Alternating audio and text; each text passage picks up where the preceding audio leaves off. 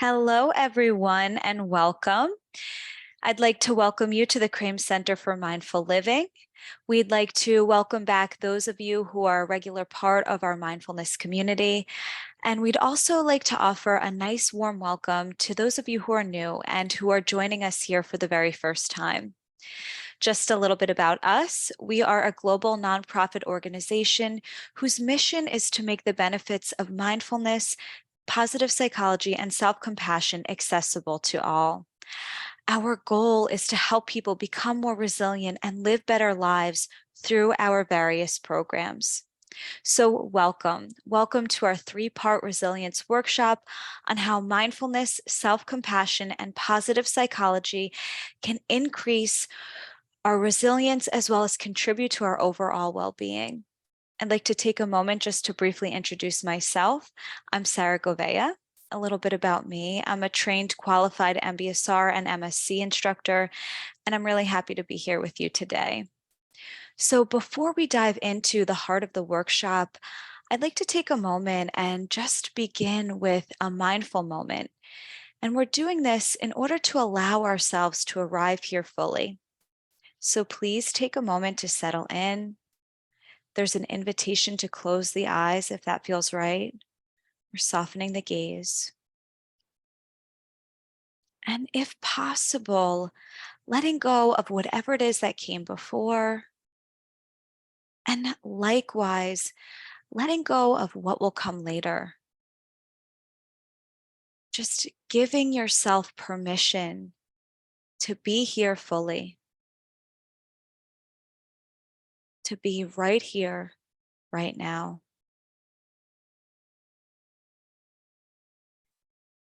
And now deepening your breath and bringing your awareness to the breath. And just following the rhythm of your own breath cycle. Doing this for the next 2 or 3 breaths.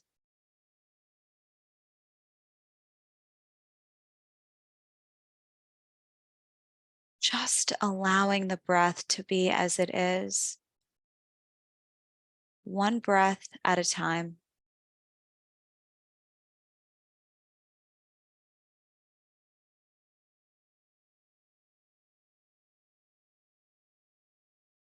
And after the next breath, just allowing your eyes to gently open,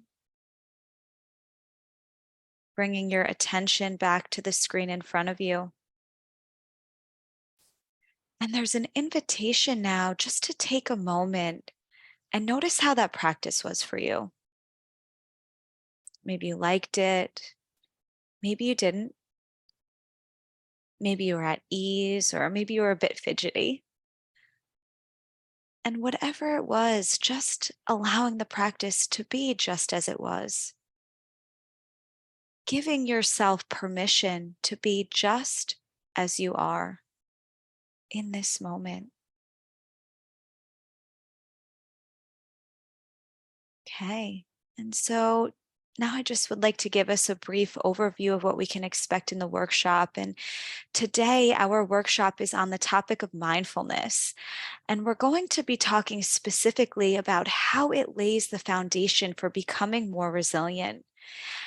And we're going to be exploring some tools that are really easy to implement into day-to-day life. All of the practices, tools, tips, and exercises that you're learning are evidence-based. They're backed by science. So let's begin the workshop by defining mindfulness. And let's talk a little bit about why it's the first step in becoming more resilient. So mindfulness, very simply put, is having an awareness of what is happening right now without wishing it were any different.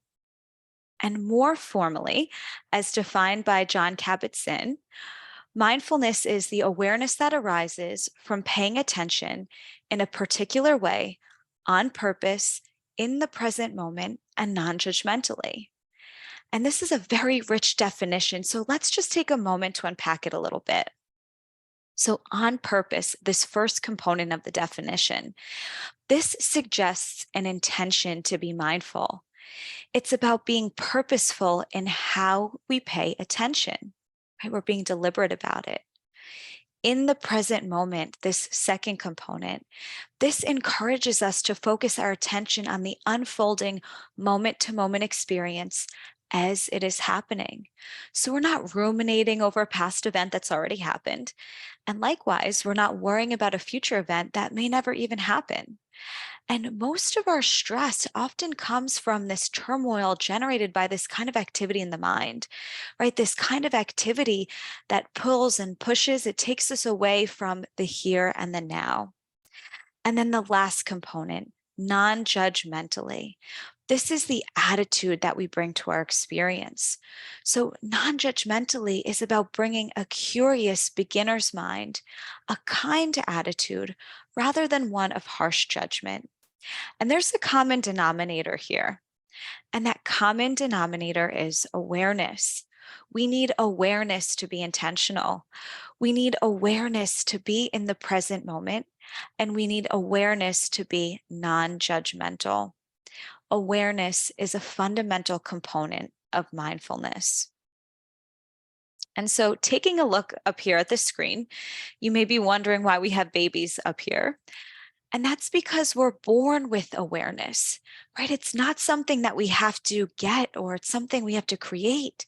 We come into this world with awareness. So we are born, right? We're born, we're aware, we're alert, we laugh, we cry, we eat, we taste, we see, we're curious. But as we develop, our experience of life adds layers that begin to cover up or obscure our awareness. And this happens with thoughts, preoccupations, striving, conditioning from parents, authority figures, and society. But by purposely paying attention to our experience and essentially relearning awareness, we begin to see things more objectively and with greater clarity. And when we see things as they actually are, then we're more able to be thoughtful and we're able to be less reactive in how we respond. The real benefit of mindfulness is that with greater awareness and clarity, we experience less stress, which in turn contributes to greater resilience. Being mindful also gives us the awareness to recognize when we're struggling. And with this recognition, we can make a change in our lives. So powerful. So, mindfulness truly is an important first step in becoming more resilient. And there are so many benefits of practicing mindfulness. Some of the many benefits include reduced stress, anxiety, and depression.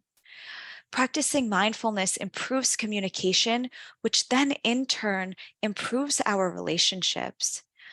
It also leads to greater focus, greater attention. It reduces mind wandering, rumination, and worry. It provides greater clarity and improves our problem solving skills. Practicing mindfulness also enhances our creativity. It improves our coping skills and leads to better sleep. So, now that we've talked about the very many benefits of practicing mindfulness, let's talk about something I think we're all too familiar with: stress, right? Many of us routinely experience stress. Some of you may be experiencing it right now in this very moment. So, what is stress, right? Let's take a moment to define it together. So, stress, it's a particular relationship between a person and their internal and external environment that is appraised by the person as taxing or exceeding their resources, endangering their well being. And it's important to note that stress actually manifests in the body as physical sensations before it even registers in the mind. And this is where mindfulness comes into play. If we develop the mind body connection and if we increase our awareness of what's happening in our bodies, then we can recognize our stress reactions in the body before they lead to this fight or flight reaction that so many of us experience on a day-to-day basis. This recognition really gives us an opportunity to then do something about it. So, with this recognition, maybe we're able to stop that knee jerk reaction that leads to this fight or flight. There's a wonderful quote by Viktor Frankl that I'd like to share with you now. Viktor Frankl, just so you know, if you're not familiar with him, was a Holocaust survivor. He's a very well-known psychologist and author of a wonderful book called Man's Search for Meaning. And he says, between stimulus and response, there is a space. In that space is our power to choose our response. In our response lies our growth and our freedom. And that space that he's talking about is like a wedge of awareness between the initial stimulus, right? Whether that be a person, place, thing, or event, and our response. And so while we can't control what happens around us, we can control how we meet a stressful event. Do we add to the stressful event? Or on the contrary, do we make some space for it? When we make some space for it, it allows for creative solutions to arise. So we can manage our stress levels by training the mind to stay focused on the present moment, or as we like to say, the task at hand, whether that's writing an email, whether that's meditating, or whether that's having a cup of coffee with a friend. Mindfulness really is about allowing or even accepting things to be as they are and not resisting them, right? Because this resistance only adds to our stress. Sure, something might have happened, right? But it's already happened. And recognizing that this is just the way things are right now doesn't mean that we're taking an action or resignation. On the contrary, a clear mind, right? A mind that has some clarity and that's free of turmoil creates a space in which we can formulate a plan. It creates a space in which we can intentionally move forward, a space in which we can thoughtfully move forward. And the bottom line here is that we have a choice. We have a choice in how we respond. And this is so powerful. So rather than reacting automatically, maybe we pause. Maybe we take a breath and ask ourselves, does our initial response match the facts of the situation? And oftentimes it doesn't. Our perception is key here. Our perception influences how we experience the daily events of our lives. Do we react habitually? Or do we respond thoughtfully? Do we respond with intention? That wedge of awareness that we're talking about between the stimulus and response is also what gives us an opportunity to assess our perception. Again, how powerful. Catherine from the Krame Center has a wonderful quote.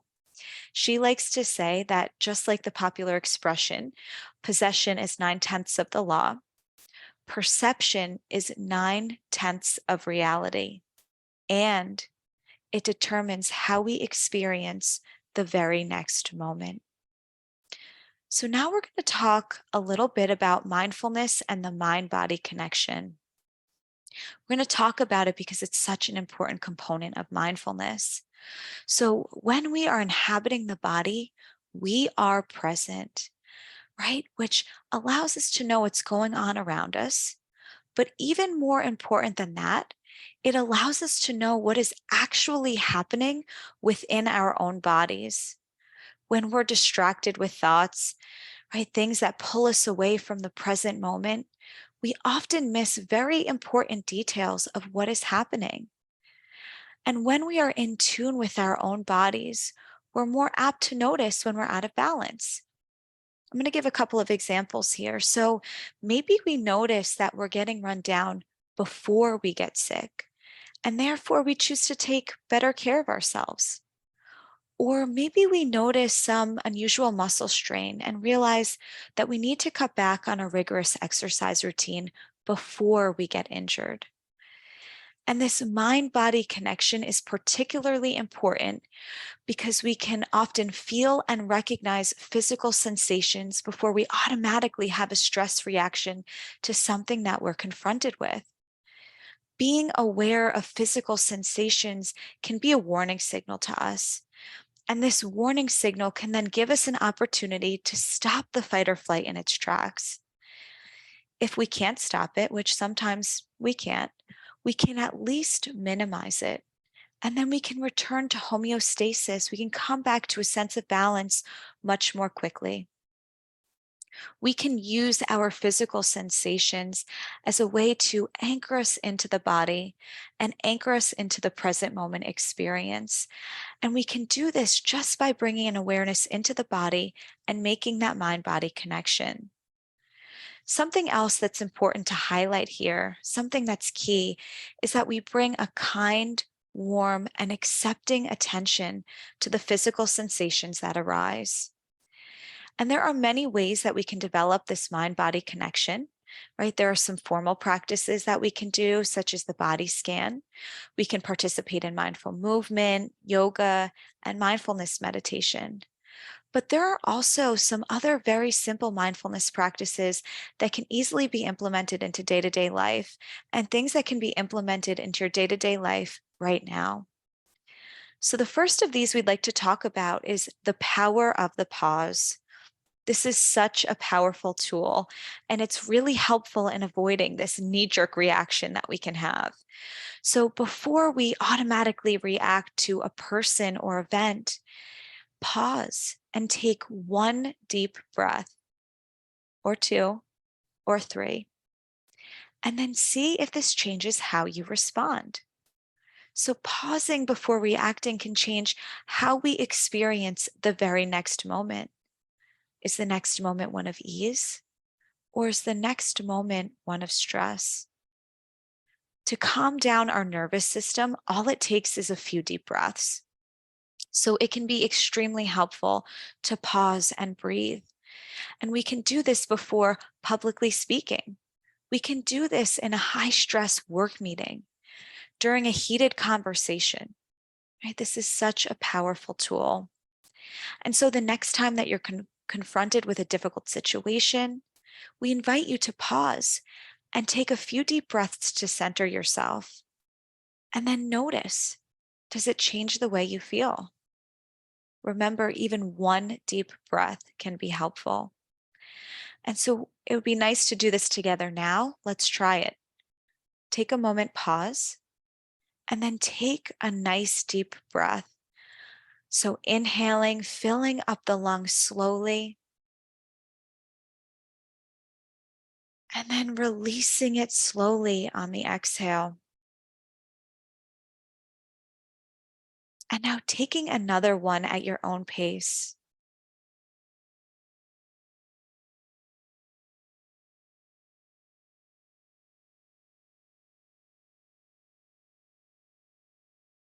And then just taking a moment and notice how your body feels. Do you sense a difference? Perhaps there was a shift. Right? Just noticing. Okay, so another really wonderful, easy to implement mindfulness practice that you can integrate in your day-to-day life is the soles of the feet practice. So we want to invite you right now to take a moment and tune into the soles of your feet. Notice the bottom of your feet making contact with the floor. Right, just tune in and notice the sensations in your feet. Perhaps it's helpful to wiggle the toes. Maybe you'd like to rock the feet from side to side, front to back. What do you notice? Right, bringing this curiosity. Maybe you feel a little tug of your socks across your toes. Maybe you notice some pressure. Maybe you sense some moisture between your toes. Maybe you feel a warmth or coolness, a tingling, or maybe nothing at all. And this is a very simple but very powerful practice that takes you out of the busy mind. So it's really helpful to use whenever you're feeling stressed or overwhelmed. And it's so effective because it takes us to the place in the body that is furthest from the mind.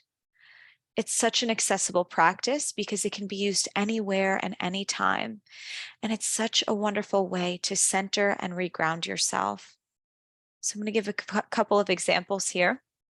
You may want to try this soles of the feet practice at a work meeting if difficult conversations arise. Or maybe you're feeling overwhelmed by a busy schedule and family obligations.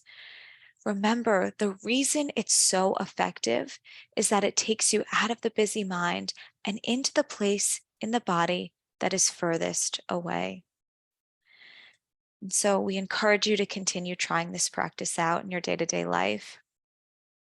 Another really helpful tool that's easy to integrate is paying attention to moments of transition. These moments of transition are a great opportunity to practice mindfulness. So, as you transition from your office to the lunchroom or restroom, pay attention to your physical movement through space. Take in your surroundings. Notice the sounds around you. Feel the air on your cheeks, right? If you're outdoors walking from your car into the office building, notice the breeze, right? Maybe take in the smells of nature. Maybe tune into the sensations of each step. And we can use transitions to intentionally take a breath. We can use them to tune into the soles of the feet. We can use them to become fully present. In other words, when we're walking, we know that we are walking. So we can really use transitions as a reminder to be present to what it is we're doing. We can use them as a reminder to be present to what is happening in the moment. And we can use this as a way to center ourselves before the next activity or conversation we're about to have. And it just may allow us to approach things with a fresh perspective, a bit more openness, a beginner's mind. It can really be like a reset. So now that we've offered a couple simple practices that you can integrate into your daily life, we'd like to take a moment now and participate in a formal meditation practice. So I'd like to invite you to take a moment to settle back into the body, finding yourself a comfortable seat if you need to shift the body in any way. And then there's an invitation to close the eyes or soften the gaze.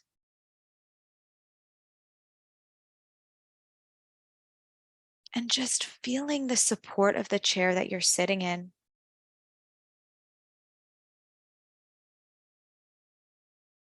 Using the contact points to ground into the body. So feeling the feet on the floor, maybe noticing the sits bones resting in the chair, perhaps noticing the hands in the lap, and using these contact points as a gateway into your own body and into this moment. And then as you're ready, turning your attention to the breath in the body and following the rhythm of your own breath cycle.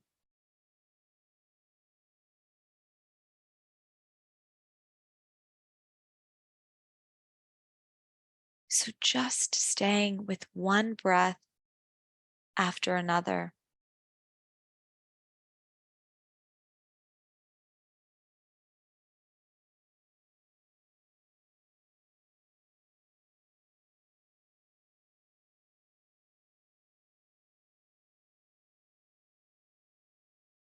Following one breath in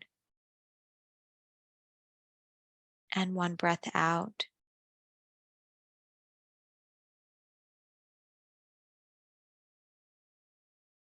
Another breath in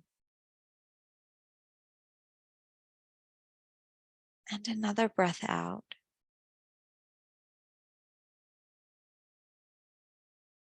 And just continuing to follow the breath in this way.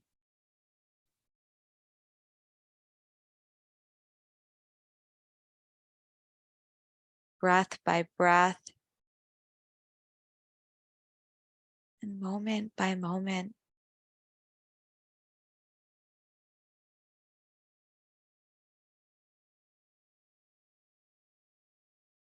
And now perhaps scanning the body, beginning at your feet,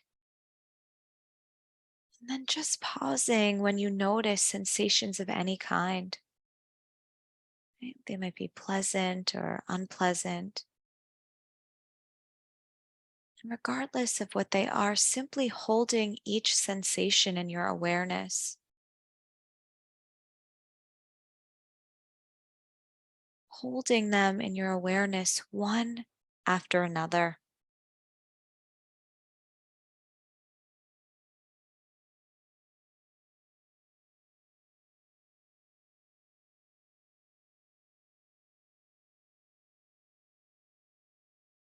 Perhaps even inviting a softening as you move from sensation to sensation.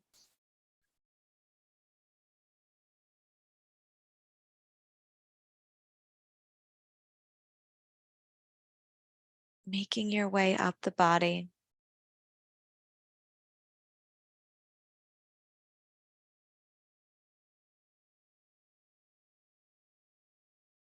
maybe pausing at the neck and shoulders, and then noticing what's here. Maybe offering it a nod of acknowledgement,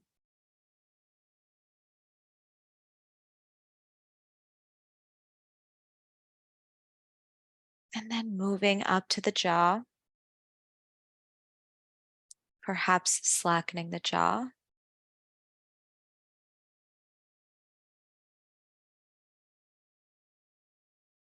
moving up and into the tiny facial muscles.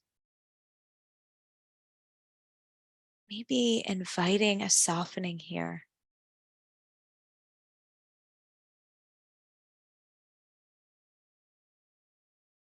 Continuing up and into the forehead,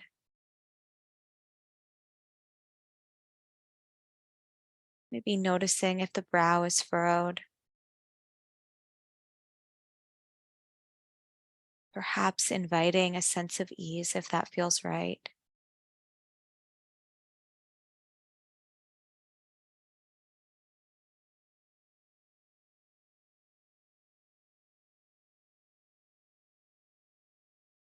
And then just gently releasing the practice,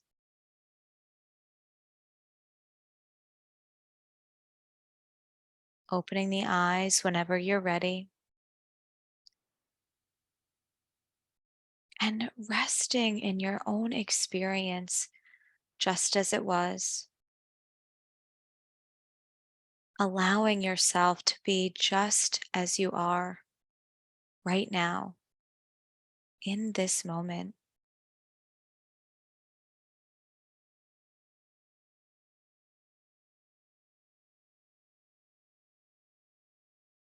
And we would like to thank you. We'd like to thank you for your practice. We'd like to thank everyone for joining us today. It was such a pleasure to have you here and to be here with all of you.